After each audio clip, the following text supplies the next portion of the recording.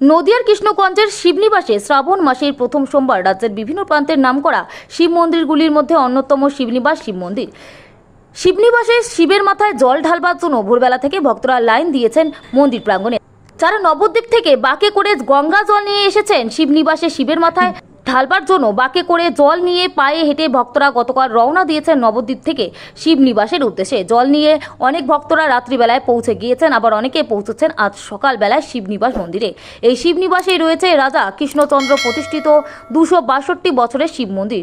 Asia মহাদেশের মধ্যে দ্বিতীয় বৃহত্তম শিবলিঙ্গ রাজরাজেশ্বরের এখানেই অবস্থান।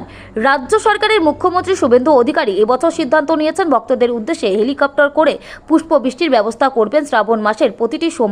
যেমন কথা তেমনি কাজ মুখ্যমন্ত্রী। সকাল থেকে তারকেশ্বর শিব মন্দিরের ভক্তদের উদ্দেশ্যে ওপর থেকে হেলিকপ্টার করে পুষ্পবৃষ্টি করা হচ্ছে। পাশাপাশি রাজ্য সরকারের পক্ষ থেকে অনেক কিছু ঘোষণা করা হয়েছে, যেখানে বলা হয়েছে শ্রাবণ মাসে প্রতিটি সোমবারেই এই রূপ ব্যবস্থা করা হবে এবং ভক্তদের উদ্দেশ্যে পুষ্পবৃষ্টির আয়োজন করা হবে।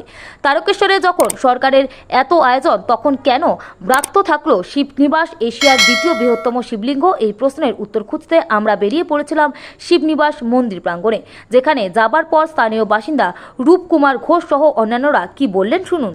এটা শ্রাবণ মাসের এটা প্রথম সোমবার, এই কারণে এখানে এসেছি। আর এটা এশিয়ার দ্বিতীয় বৃহত্তম শিবলিঙ্গ।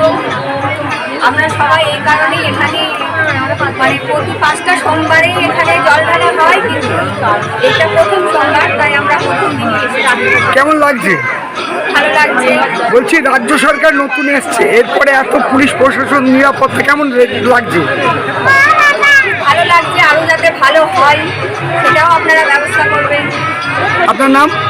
বৈশাখী সারদা।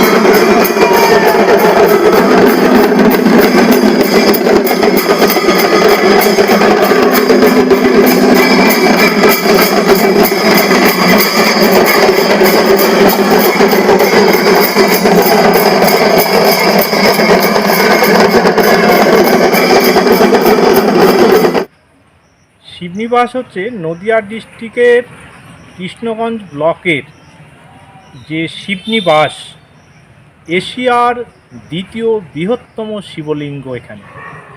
আর এইখানে যত লোকাল পুণ্যার্থী আছে তারা সকাল থেকেই এখানে জল দিচ্ছে। এছাড়াও নবদ্বীপ থেকে বাঁকে করে প্রচুর পুণ্যার্থী এসেছে এই শিবলিঙ্গেই জল ঢালার জন্য।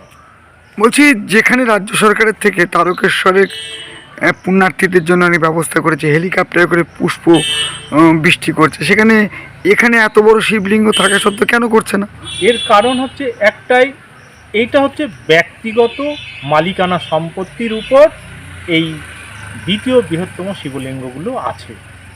কারণ হচ্ছে একটাই, সরকার যে কোনো ব্যক্তিগত মালিকানা সম্পত্তিতে দিতে পারে না। আমাদের এই শিবলিঙ্গও যদি ট্রাস্টি বোর্ডের আন্ডারে চলে যেত, তাহলে আমাদের এখানেও রাজ্য সরকার ঠিক তারকেশ্বরের মতোই এখানেও পুষ্পবৃষ্টি হতো এবং প্রচুর অনুদানও সরকার থেকে আমরা পেতাম। আমরা যদি এই মন্দিরটা যদি ট্রাস্টি বোর্ড হয়, তাহলে এখানেও আমাদের রাজ্য সরকার ঠিক তারকেশ্বরের মতনই ওই রকমই অনুদান করবে, ওই রকমই ব্যবস্থা নেবে। যদি এখনও আমাদের খবরের দর্পণ চ্যানেলটি সাবস্ক্রাইব না করে থাকেন, তাহলে এখনই সাবস্ক্রাইব করুন, সঙ্গে বেল বাটনটি ক্লিক করুন আর পেয়ে যান সব খবরের দ্রুত ভিডিও আপডেট।